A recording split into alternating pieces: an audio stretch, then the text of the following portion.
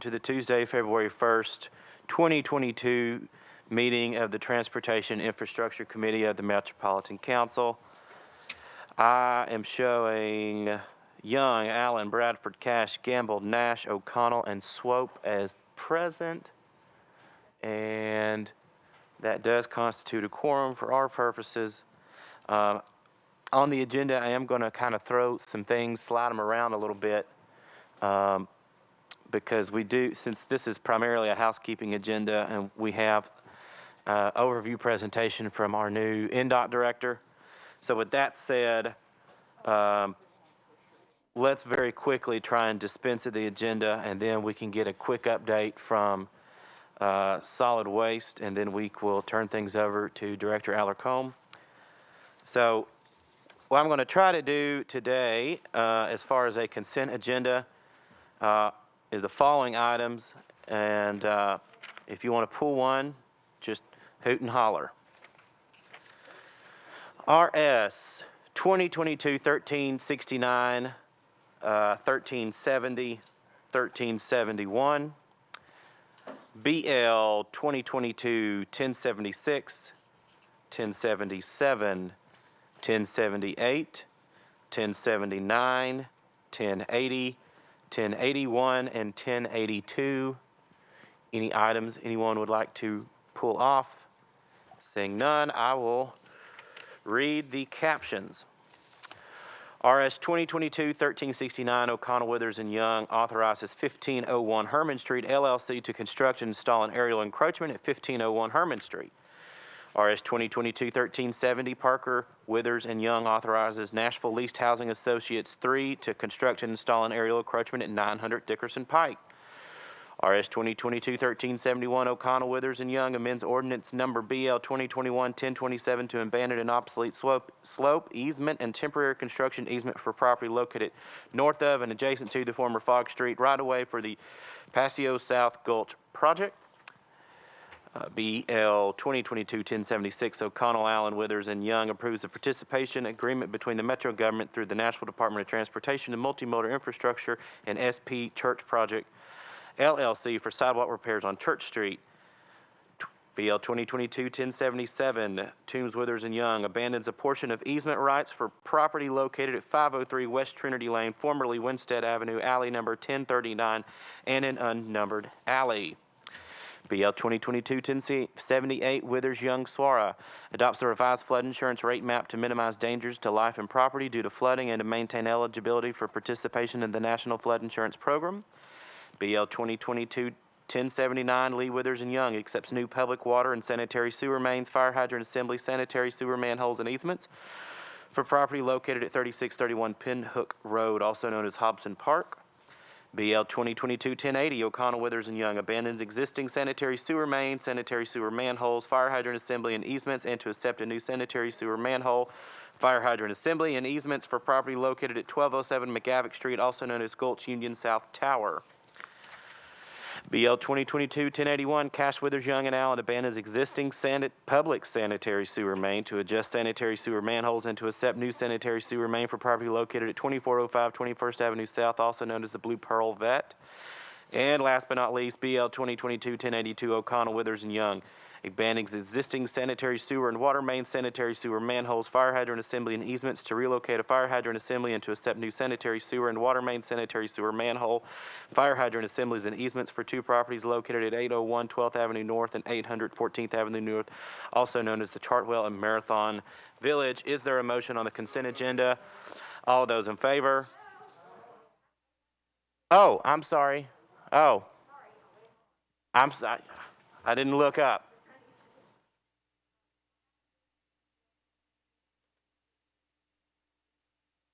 $10.70. Okay, we will remove it. Now, the remaining items. All right, all those in favor? Yep. And those opposed? All right, the consent agenda is recommended for approval. A vote of 1, 2, 3, 4, 5, 6, 7, 8, or 9 now. All right. 9 in favor, 0 against. Now that, oh, and then any abstentions? All right, thank you. That brings us back to the beginning. RS 2021-1252 by Hall encourages recycling efforts in Metro Nashville and Davidson County and requests the Metro Department of Water and Sewerage Services incentivize recycling efforts. Councilman Hall, step right down. Well, or I guess just step right up. You're recognized. Thank you, Mr. Chair. So this was something that I had brought before, and we kept deferring to get extra feedback and to give those departments some opportunities to start to construct exactly how they want to go about this. I've not received any feedback from the last few months of deferring, so we're going to move forward. I think this is a great opportunity to allow those departments to come up with some ways to not just move forward toward a better contract with this next contract we've got looming, but a better plan overall that'll fit more so into our overall push toward zero waste. So I'd like to move forward with this. Committee discussion. We have one. Council member Nash. Thank you, Mr. Chairman. I support the concept here, and I think there's certainly a time and place when we will want to incentivize. I just worry we might be a little premature at the moment. The water services folks just took over the recycling and waste, and I think we need to give them a little more time, frankly. Just my thoughts. Council member Bradford. Thank you, Chair. Again, I am supportive of anything we can do to make recycling better in our city. My question really is, do we have an idea? Does the sponsor have an idea, or does the department have an idea what we are, like, what the incentivization looks like? Are we looking at cash? Are we looking at coupons? What are we looking at to incentivize? Council member Hall. So in my conversations with Sharon Smith and John Honeysucker, before I even introduced this, and since, it's to allow them some flexibility in terms of negotiating both with looking toward long-term contracts for the city, for people who may be interested in taking those contracts, but for us here in the city, finding ways for those departments to incentivize more community participation at the residential level, but mainly with businesses, finding ways for them to actually do a better job of recycling, doing more recycling, making sure that they're separating those recyclables to prevent any contamination.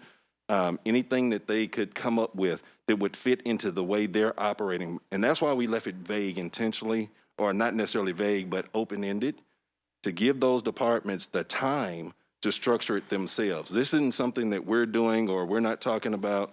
We want to go out here and say, you know, if you do this, we're going to give you a tax rebate, or we're going to give you X, Y, or Z. This is specifically structured so that those departments know what fits best for the way they're structuring this new endeavor that they're taking on with solid waste moving over. Because I think they know best in how they're structured and how they want to move forward. I believe, I don't know if he's still here. Oh, I see him tiptoeing around back there. I was going to say, you may want to ask Mr. Honeysucker if they've got some ideas about some of the things that they're interested in specifically. Yeah, why don't we go to the department, and looks like Ms. Smith is coming on down. Thank you. Welcome. Thank you very much. So I think as council knows, part of our job is to move forward waste reduction efforts on multiple different levels, trying to encourage people to generate less waste and recycle as sort of the last resort. That is just part of the communication and education we do every day. Because we don't actually have a fee structure right now where we are charging people for trash collection or businesses for trash collection, we don't really have a methodology to provide any sort of financial incentives. What we have been trying to do, and as you know, we're coming through and still in the middle of a very difficult time with our waste collection and all of that. And our goal right now is to get trash picked up and to get recycling picked up and to keep things moving forward in that manner. And that, as always, our goal is to encourage and educate on waste reduction as much as possible.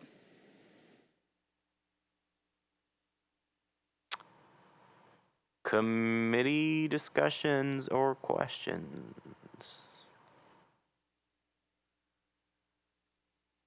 All right, seeing none, we had a motion. We'll move on to a vote. Those in favor indicate by saying aye. Aye. And those opposed? That appears to be or any abstentions? My abstention person, thank you. Well, I'm sorry? That is a 10-0 vote in favor of recommending.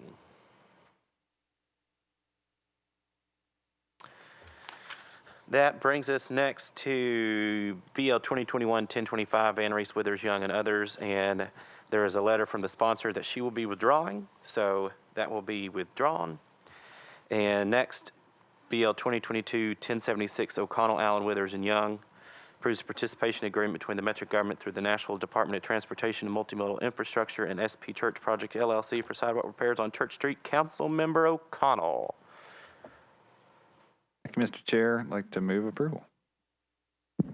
And then Councilmember Allen, I think this is what you had questions on. Yes, thank you just for the opportunity to ask questions. There is a reference in there to filling in a tunnel, and knowing how much money goes into digging tunnels in downtown, I just would like a little bit more information on what kind of tunnel that is and why we're filling it in. All right. We have Mr. Cooper. All right. Thank you, Chair. Councilmember Allen, I represent the owner of the building there next to what we're calling a void beneath Church Street. And as they were doing the renovation work on the building, they discovered this doorway kind of down in the basement that looked like it went to something. And so they crawled in there and discovered basically a tunnel that didn't show up on any map, or no one knew it was there. Church Street legally is Metro's property. Metro owns that portion of Church Street in fee. So what we did was negotiate an agreement with NDOT where we would split the cost for filling in the tunnel. So this is a participation agreement so that, arguably it would be Metro's full responsibility since it's Metro property, but we agreed to split the cost. Thank you. I'm all for splitting cost on things. So just to check, this is definitely not then part of the District Energy Systems distribution system? No, this is a very, very, very old tunnel. Okay, great. That's all I needed to know. Thank you. Oh, fun fact. Council Member Swope. This is probably the last question you'd ever expect to hear from me, but was this part of the Underground Railroad by any chance? No one knows what the tunnel is for or when it was constructed, at least from talking to my clients and then working with Terra Lead and Metro Legal. We're not sure what it was used for or when even. At least I don't know. They may have been able to find some more information since then. All right, thanks. All right. Anything else? Councilmember Bradford. Thank you, Chair. The question posed by the Councilmember Swope did give me this question. In all seriousness, though, have we reached out to maybe Historical Commission to see if they have any information? Because if it is something historical, shouldn't we try to preserve it or at least capture the story of why it was built? I would need to. I would refer that one to NDOT. I don't know. I don't think our clients talked to the Historic Commission. Whether NDOT did or not, I don't know. Thank you. All right. Well, I suppose we could leave the tunnel and, put a train or a bus through it. But I don't know. I think the voters rejected that a few years ago, so maybe I shouldn't say that. All right. Anything else, committee? All those in favor? Those opposed? And any abstentions? And it is recommended for approval with a 10-0 vote. That finishes our legislation on the agenda. And before I turn it over to Director Alarcon, I think Mr. Honeysucker wanted maybe 15 seconds to give us an update on solid waste in the city of Nashville. Good afternoon, John Honeysucker, Assistant Director of Waste Services. Before I start speaking, I do want to let Sharon talk about the exciting part of today, the recycle. So as many of you know, we restarted curbside recycling collection today and are starting off with, the first Tuesday of the month, and will continue throughout. And I wanted to say how much we appreciated your constituents helping us get through this time by using our drop-off and convenience centers for their recycling.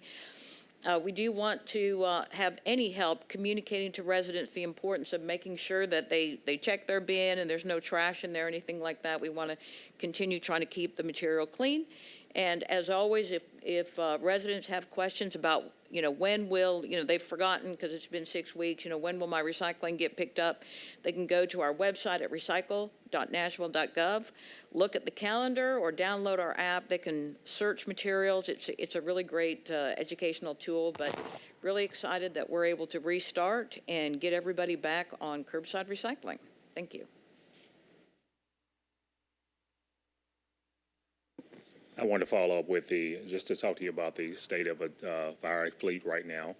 Currently, we're operating at status quo, except for the front end loaders right now. We are running off of one truck.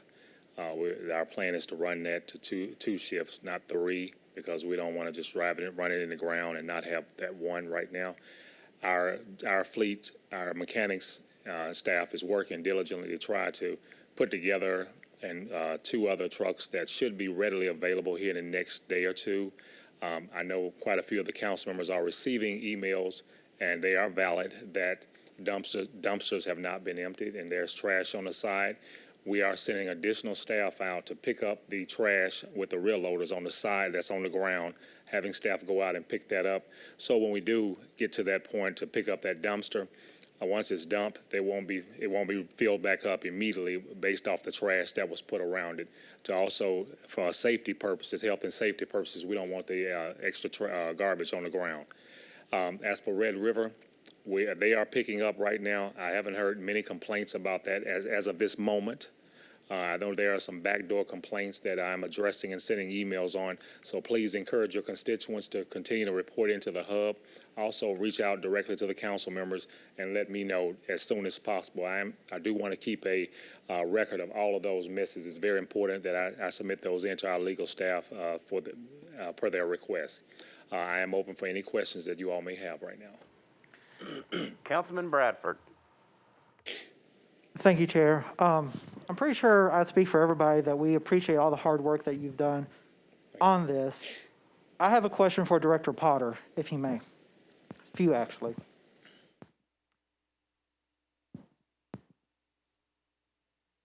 So for everybody in the room and watching, could you remind us the role, the title that Mr. Honeysucker has? Assistant Director. Okay, and is it anywhere within his job description to procure vehicles or procure fleet services, or does that fall under general services? It's a combination. John's working really hard to, not only John, but Amanda Deaton-Moyer, myself, to lease vehicles. It's in John's interest to get as many trucks as he can. But fundamentally, general services fleet is responsible for the fleet.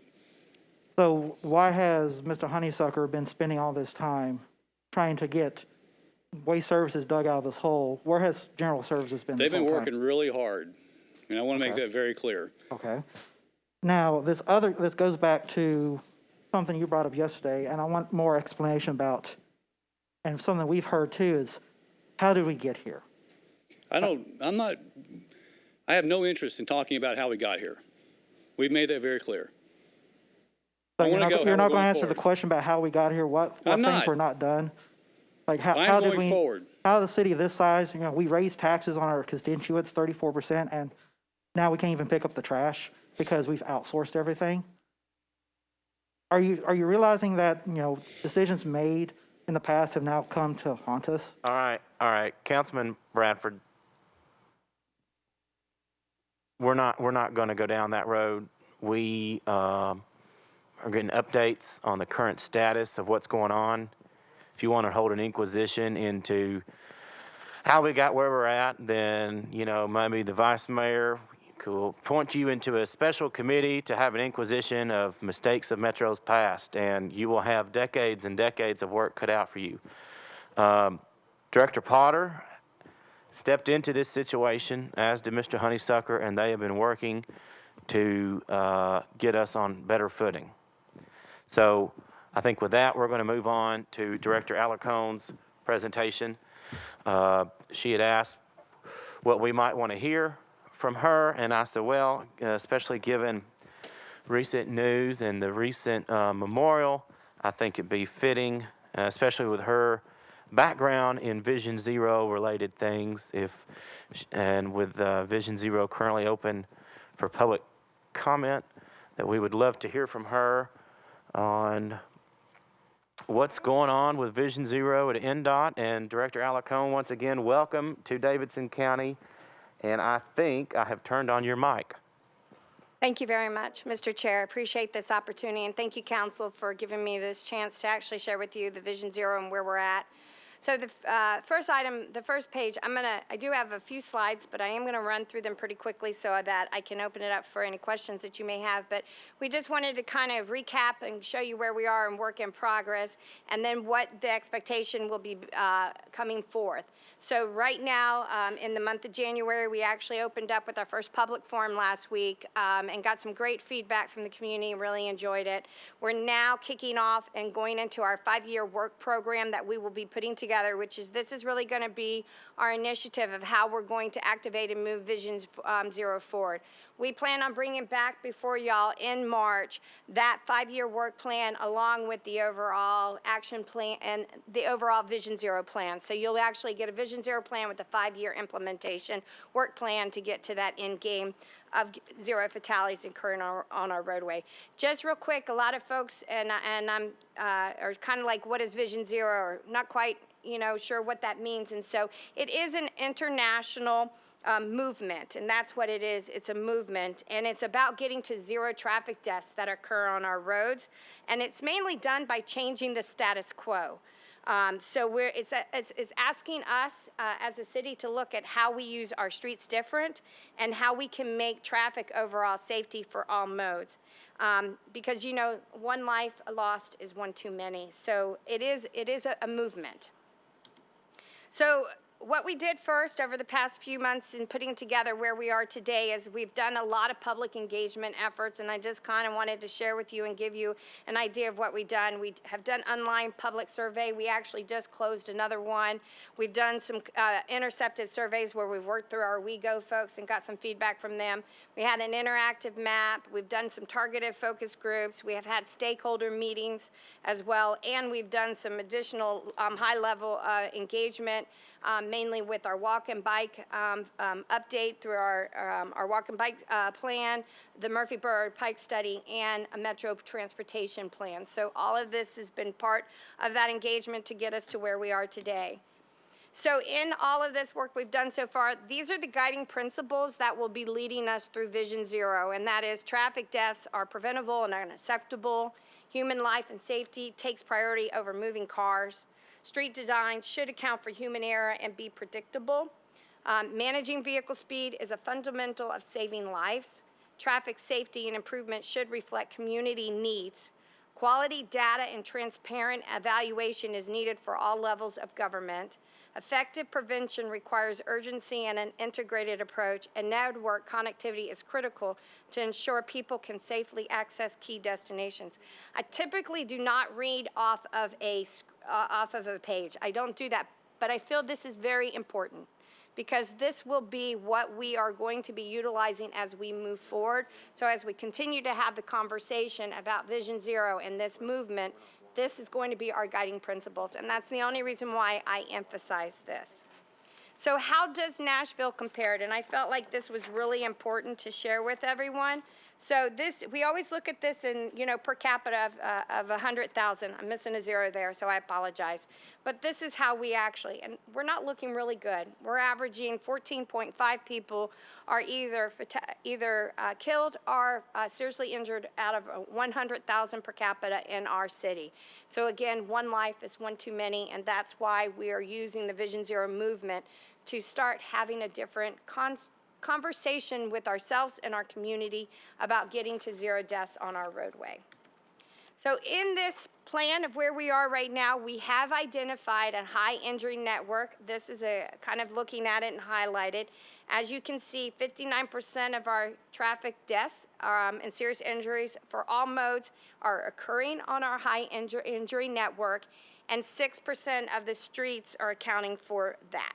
So you can see we have a large majority of it happen on our major thoroughfares, and this is mainly along our pikes. So we really have a lot of work to do moving forward. We also, as part of this process, created an interactive dashboard that has a lot of data, and I think this is where, when we talk about transparency and information, providing data, this is going to be a tool that we're going to keep and continue to use so that the community can also be watching and guiding us. In the future, our performance measures that will be part of our action plan will be on here as well, because we do want to make sure we're very transparent with the community. And then last, I just wanted to highlight, this is something that we're actually trying to get out very much to the community. It talks about how you can get this information that we've collected so far, also get updates as to where we are. We do have a website, which is visionzero.nashville.gov, and all of the information that we have been sharing with the community and will continue to share, including data analysis, the dashboard, and everything else will be available on this website. So with that, thank you very much. Mr. Chair, I'll take any questions. Or not. Oh, I'm just looking for a button there it is. Councilmember O'Connell. Thank you, Mr. Chair. Thank you, Ms. Alarcon. This, I guess, I know this has been presented as a draft, and I've been on the Vision Zero Task Force, and we have not yet really reviewed the work plan. And that's, I guess, my concern is that as we looked at the draft, it seemed to call kind of for more studies and spinning up more processes more than to be a prescriptive policy document. And right, this is where I'd be looking for things like, NDOT has adopted NACTO as a design standard for urban streets, or we are going to focus on eliminating right turn on red at specific intersections, that kind of thing. And those really have not been in the draft to date. And I guess I'm still scratching my head as to why it's not more prescriptive on the policy front. Thank you, Mr. Councilman. I happen to agree with you. So I'm 3 weeks into the job, and I got here and I did review the plan, and I had very similar concerns. And so that's why I'm calling this a working draft plan instead of really an action plan. And I really did hear that. That was a lot of comments, not just from you, but we heard from the community. And so that's why we're putting together that 5-year action plan, which will be very prescriptive of what we're going to be doing with some of the things that you just mentioned. So it's really digging in and getting to it, getting to the root causes, and then what are we going to do to start fixing them. And then we're going to create performance measures to those, sir, that we actually will be able to provide to the community so that they can see that we are being active and proactive and we are trying to move forward. A lot of this is not just about engineering. It is with education is a really important component of this. How we share that information with the community is really important. Encouragement is another really important piece. So we're building some of these facilities, but yet we're not activating the community on how to appropriately use these facilities, because what we're finding from a lot of our data is behavior is one of the issues, and in order to start changing behavior, it requires a lot of education and a lot of engagement. We're going to continue to evaluate how we do everything and how we can do it better. I am always about continual improvement. And then I always use enforcement as the last one that we want to do, because I think enforcement is important, but I think enforcement can also be part of your education piece. It doesn't have to be punitive. And we have to be very respectful to our community so that we are actually, again, encouraging them to make a behavior change, not necessarily making it punitive, but maybe looking at how we can incentivize. So that'll be part of our 5-year plan that we will be bringing back before this council and the mayor's office in March, as we had promised. And I do happen to agree with you, sir. Thank you. Thank you, Mr. Chair. Councilmember Hurt. Thank you, Director Alarcon. When you talk about education, have you considered training people how to drive in this city now that we have the bike lanes and things have changed quite differently? And I know I've brought it up a couple of times about one street in North Nashville that it is so narrow and it has bike lanes. It's not enough room if an emergency vehicle needs to come down the street. There's nowhere for anyone to go. So I'm wondering if it would be prudent for us to look at possibly offering training, especially to some young drivers, those who, when I was 16, I had been driving a couple of 2 or 3 years, and I thought I knew exactly what I was doing, but I also recall turning on the street on 2 wheels, and it just, because I was showing out for my friends, so, but I'm just thinking that would it be something that we should consider is offer some kind of training for those who may like to have it. Yes, ma'am. I happen to agree with you, and I think that's something we can actually use as an incentive. Right now I'm required to take, as a new member of Metro Nashville, a defensive driving course. And I've sat down and started going through that driving course, and I'm like, holy cow, I forgot that was a law. Oh my goodness. And so as I'm taking this defensive driving course, because it's been many years since I've had to retake or have that type of an education since I too got my driver's license, I am reflecting, we really should offer this as an incentive course for people to take. They can actually give it to their insurance company, and it will help with their insurance rate.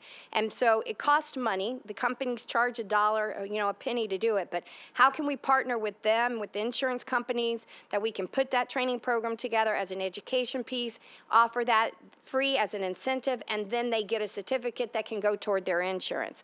So yes, ma'am, I agree 100% with you, and we will actually be looking at doing that.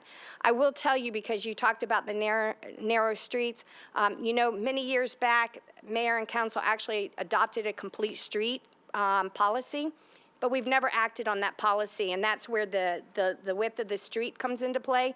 It is true that the narrower the street is, the slower cars will slow down, but when you do have cars, one lane of traffic moving in each direction, you have to be mindful of the transit operations as well as your fire rescue. So in one of the things that will be part of the action plan will be writing a design manual based on the complete street policy that we've already adopted, so that we can kind of give some help to everyone on how the street should actually be functioning based on the actual width of the street, the dynamics of the street, the land use of the streets. So that'll be one of the initiatives that we'll actually be kicking off that I think will address that other concern. But if I can get with you afterwards, I'd like to know that street so I can go drive it and take a look at it. So thank you. Now, Councilmember Hurt, you mentioned these young drivers. Now, that's not a reference to me, given my last name, is it? Because it might ought to be, because I was thinking I could probably use a refresher on driving and how to not hit pedestrians as I... To your age, Chair. Your age. Oh, it does? I've been called worse. Councilmember Allen, on that note. Thank you. Just one question. I'm so excited that you agree with Councilmember O'Connell's assessment, because that was my same reaction. And I understand that John Bogosian is kind of in charge of working on a 90-day plan, maybe even. And can you sort of address when we might begin to see some physical things actually change? Is it possible some intersections could be begun this year? So we are working on that. So where we have the ability to control the intersections, yes, ma'am, we are. But Great. as I showed on one of the prior slides, our high injury network, a lot of that falls on the pikes, which is going to require us to have a really great conversation with our partner at the at the Tennessee Department of Transportation. So we are hopeful that we'll be able to move some of those initiatives forward, have some of those conversations. We have a little bit more room to make some of those improvements on our roadway, but a little bit more challenge on the roads that we need to partner with the TDOT. I just want to share with you, we will be coming forth with recommendations on some what I refer to as low-hanging fruit. It's where you're doing temporary challenges to the road, not permanent. Some things require a little bit more engineering and design because you do get into, the radius, drainage, all of that stuff. But there are some temporary things we could do in the interim until we get to a design that we can go construct. So I think we'll be working with a lot of the different council districts on some of these pop-up things that we can do, I like to call them. They actually have been referring to them as urbanism, tactical guerrilla, something. Yeah. Yes. Tactical urbanism. Thank you. I always get that backwards. So thank you, Chairman. Yes, We're So fans we'll of that. actually be Can always working count on on the some of suburban those. councilman. And because as I had mentioned, a lot of the crashes that have been occurring are really, behavior.